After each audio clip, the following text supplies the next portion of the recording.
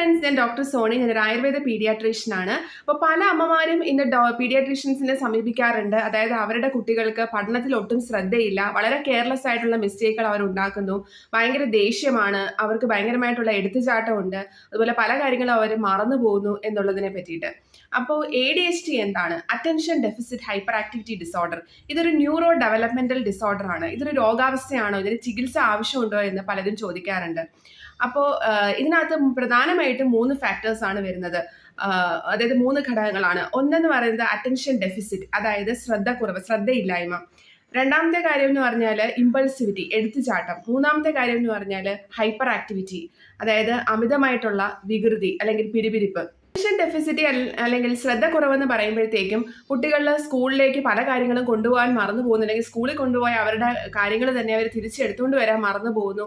അതൊരു പരിധി വിട്ടു പോകുമ്പോഴാണ് നമ്മൾ ശ്രദ്ധ കുറവെന്ന് പറയുന്നത്. അതുപോലെ ഒന്നിലും അവർക്ക് കോൺസെൻട്രേറ്റ് ചെയ്യാൻ പറ്റാതെ വരുന്ന ഒരു അവസ്ഥ. ഒരു പ്രോബ്ലം കൊടുത്തു കഴിഞ്ഞാൽ അത് അവർ കംപ്ലീറ്റ്ലി സോൾവ് ചെയ്യാൻ പറ്റാതെ വരുന്ന ഒരു അവസ്ഥ. അതായത് ഒരു കാര്യം ചെയ്തുകൊണ്ടിരിക്കുന്നതിനിടയ്ക്ക്, അതായത് എന്തെങ്കിലും പഠിച്ചുകൊണ്ടിരിക്കുകയാണെങ്കിൽ പഠനത്തിനിടയ്ക്ക് കളി വരുമ്പോഴത്തേന് ആ ബുക്ക് എടുത്ത് കളഞ്ഞിട്ട് അവർ കളിക്കാനായിട്ട് ഓടി പുറപ്പെടുന്നു.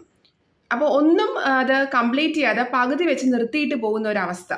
അതായത് അവർ പഠിച്ചുകൊണ്ടിരിക്കുന്ന സമയത്ത് തന്നെ മറ്റു പല ഡിസ്ട്രാക്ഷൻസിലേക്ക് അവർ പോകുന്നു. ചെറിയൊരു ശബ്ദം കേട്ടാലോ അല്ലെങ്കിൽ മറ്റുള്ള കുട്ടികൾ കളിക്കുന്ന കണ്ടാലോ അവർ ബുക്ക് എടുത്ത് കളഞ്ഞിട്ട് ഓടിപ്പോകുന്നു. രണ്ടാമത്തെ കാര്യം എന്ന് പറയുന്നത് ഇമ്പൾസിവിറ്റിയാണ്. അതായത് ഒട്ടും ആലോചിക്കാതെ തന്നെ പെട്ടെന്നുള്ള അവരുടെ എടുത്തുചാട്ട പ്രവർത്തനമാണ്. അതായത് മറ്റൊരു കുട്ടി അവരുടെ എന്തെങ്കിലും തിങ്സ് എടുത്തു, ഉടനെ തന്നെ അവരെ എടുത്തു ചാടി കുട്ടിയെ അടിക്കാനായിട്ട് ചാടി പുറപ്പെടുന്നു. അതായത് ഒട്ടും അവർക്ക് ആലോചിച്ച് പ്രവർത്തിക്കാൻ പറ്റാതെ വരുന്ന ഒരു അവസ്ഥ. മൂന്നാമത്തെ കാര്യം എന്ന് പറഞ്ഞാൽ ഹൈപ്പർ ആക്ടിവിറ്റി ആണ്. ക്ലാസ്സിലൊക്കെ ആണെങ്കിൽ ഒട്ടും അടങ്ങിയിരിക്കാൻ പറ്റാത്ത അവസ്ഥ. അതായത് ടീച്ചേഴ്സ് ക്ലാസ് എടുക്കാൻ പറ്റാത്ത ഒരു അവസ്ഥയിലേക്ക് പോകുക. അതായത് കുട്ടി ഓടിച്ചാടി നടക്കുന്നു, ഓരോന്നിന്റെ മുകളിൽ വലിഞ്ഞു കയറി നടക്കുക, അതുപോലെ തന്നെ ക്ലാസ്സിലൊക്കെ കിടന്ന് ഓടുക, മറ്റുള്ള കുട്ടികളെ ഉപദ്രവിക്കാനായിട്ട് ചെല്ലുക, ഇങ്ങനെയുള്ള അവസ്ഥ. ഈ 3 കാര്യങ്ങളും ഒരു പരിധിക്ക് അപ്പുറത്തേക്ക് പോകുമ്പോഴാണ് അതൊരു രോഗാവസ്ഥയായിട്ട് മാറുന്നത്. പല പേരൻസും ചോദിക്കാറുണ്ട് എന്തുകൊണ്ടാണ് ഇങ്ങനെ കുട്ടികൾക്ക് വരുന്നതെന്ന്. പ്രധാനമായിട്ടും ലാക്ക് ഓഫ് അറ്റൻഷൻ റെഗുലേഷൻ. അതായത് നമ്മുടെ ബ്രെയിൻ, ഇപ്പം നമ്മൾക്ക് ഒരു എക്സാം ഉണ്ടെങ്കിൽ, കുട്ടികൾക്ക് ഒരു എക്സാം ഉണ്ടെങ്കിൽ തന്നെ നമ്മൾ അതിനു വേണ്ടി പ്രിപ്പയർ ചെയ്യണം. അതിന്റെ എക്സാം പിന്നീട് വരും, എക്സാം എഴുതണം. അപ്പൊ അതിന്റെ ഇടയ്ക്ക് വേറെ കളി കാര്യങ്ങളൊക്കെ വന്നു കഴിഞ്ഞാലും നമ്മൾ അതൊക്കെയും വിട്ട് പെട്ടെന്ന് തന്നെ പഠിക്കാനുള്ളത് പഠിച്ചു തീർത്തിട്ട് അതിനുശേഷം കളിയിലേക്ക് പോകുന്നു. എന്നാൽ ഇങ്ങനെയുള്ള കുട്ടികൾക്ക് 10 മിനിറ്റ് പോലും കോൺസെൻട്രേറ്റ് ചെയ്ത് പഠിക്കാൻ പറ്റാതിരിക്കുക. അതായത് അവർ പെട്ടെന്ന് തന്നെ ഡിസ്ട്രാക്റ്റഡ് ആയിട്ട് മറ്റുള്ള കളികളിലേക്ക് പോവുക. അപ്പം നമ്മുടെ ഒക്കെ ബ്രെയിനിൽ പ്രീ ഫ്രോണ്ടൽ കോർട്ടക്സ് എന്ന് പറഞ്ഞ ഏരിയ ഉണ്ട്. അവിടെയാണ് ഡോപ്പാമിൻ പോലെയുള്ള ന്യൂറോ ട്രാൻസ്മിറ്ററുകളും പിന്നെ കുറച്ച് ജനറ്റിക് ഫാക്ടേഴ്സും ഈ ഒരു കണ്ടീഷനിൽ ഇൻവോൾവ് ആണെന്ന് പഠനങ്ങൾ പറയുന്നുണ്ട്. ചില മാനസിക വൈകല്യമുള്ള കുട്ടികൾക്ക് അതിനോട് അനുബന്ധിച്ചും ഇങ്ങനെയുള്ള പ്രശ്നങ്ങൾ ഉണ്ടാകാം. എന്ന് പറഞ്ഞാൽ ഞാൻ ഉദ്ദേശിച്ചത് ഇങ്ങനെയുള്ള കുട്ടികൾക്കെല്ലാം മാനസിക വൈകല്യം ഉള്ളവരാണെന്നല്ല, അതുപോലെ മാനസിക വൈകല്യമുള്ള കുട്ടികൾക്കെല്ലാം ഇങ്ങനെയുള്ള ലക്ഷണങ്ങൾ ഉണ്ടെന്നുമല്ല. അതായത് ചില കണ്ടീഷൻസിൽ അങ്ങനെയും വരാം. ചില അമ്മമാർ പറയാറുണ്ട് ഗെയിം കളിക്കുന്ന സമയത്ത് കുട്ടികൾ അതിൽ ശ്രദ്ധിച്ച് കളിക്കും, പക്ഷേ പഠിക്കാനിരിക്കുമ്പോഴത്തേന് അവർക്ക് ഒട്ടും ശ്രദ്ധയില്ല, ഒരു 10 മിനിറ്റ് പോലും അവർ ഇരിക്കില്ല എന്നുള്ളത്. ഒരു സെൽഫ് കൺട്രോൾ ഇല്ലാതിരിക്കുക, lack of self control. Instant ഗ്രാറ്റിഫിക്കേഷന്റെ പ്രശ്നം. ദാറ്റ് മീൻസ് ഗെയിം കളിക്കുന്ന കുട്ടികൾക്കാണെങ്കിൽ അവർക്ക് അതിൽ ഗെയിം ജയിച്ചു കഴിയുമ്പോൾ പെട്ടെന്ന് തന്നെ ഒരു ഇൻസ്റ്റന്റ് ഗ്രാറ്റിഫിക്കേഷൻ അവിടെ കിട്ടുകയാണ് ചെയ്യുന്നത്. അതായത് പെട്ടെന്നൊരു ഡോപ്പാമിൻ സർജാണ് അവിടെ ഉണ്ടാവുന്നത്. എന്നാൽ പഠന രീതി എന്ന് പറയുമ്പോഴത്തേക്കും നമ്മൾ പഠിക്കണം, അത് കഴിഞ്ഞിട്ട് കുറച്ച് വെയിറ്റ് ചെയ്ത് എക്സാം എഴുതണം, അതിൻ്റെ റിസൾട്ട് വരാൻ കുറച്ച് വെയിറ്റ് ചെയ്യണം. അപ്പോൾ പലരും ചോദിക്കാറുണ്ട് ഇങ്ങനെയുള്ള സിംറ്റംസിന് ആയുർവേദത്തിൽ ചികിത്സയുണ്ടോ എന്നുള്ളത്. അതായത് ഇവിടെ ട്രിവാൻഡ്രത്താണെങ്കിൽ പൂജപ്പുരയിൽ സ്ത്രീകളുടെയും കുട്ടികളുടെയും ഹോസ്പിറ്റലുണ്ട്. അവിടെ കൗമാരഭൃത്യം ഡിപ്പാർട്ട്മെന്റ് ഉണ്ട്, ബാലരോഗ ചികിത്സാ വിഭാഗമായിട്ടുള്ള അസസ്മെന്റുകളൊക്കെ നടത്തിയതിനു ശേഷം ആയുർവേദ ട്രീറ്റ്മെന്റ് കൊടുക്കാറുണ്ട്. തന്നെ എല്ലാ ജില്ലയിലും ആയുർവേദ ഡിസ്ട്രിക്ട് ഹോസ്പിറ്റലിലൊക്കെയും തന്നെയും കൗമാരഭൃത്യ വിഭാഗമുണ്ട്, ബാലരോഗ ചികിത്സാ വിഭാഗമുണ്ട്.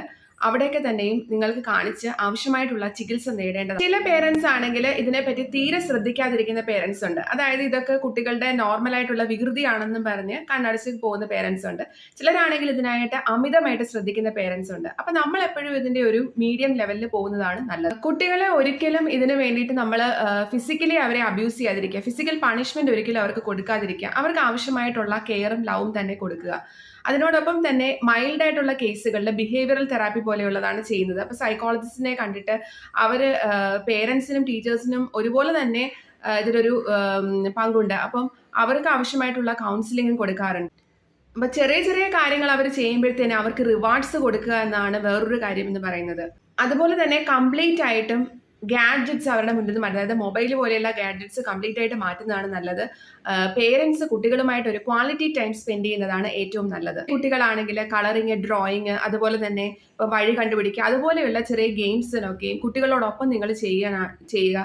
അപ്പോൾ അവരുടെ ശ്രദ്ധ കൂടുതൽ ഡെവലപ്പ് ചെയ്തെടുക്കാനും കഴിയും. കുഞ്ഞുങ്ങൾക്ക് വേണ്ട കെയർ ഒന്നും കൊടുക്കാതെ അവരെ ഒട്ടും ശ്രദ്ധിക്കാതെ പോകുന്നത് കൊണ്ട് അവർക്കുണ്ടാവുന്ന മെന്റൽ ചേഞ്ചസും ഇതിന് ട്രിഗറിങ് ഫാക്ടറാണ്.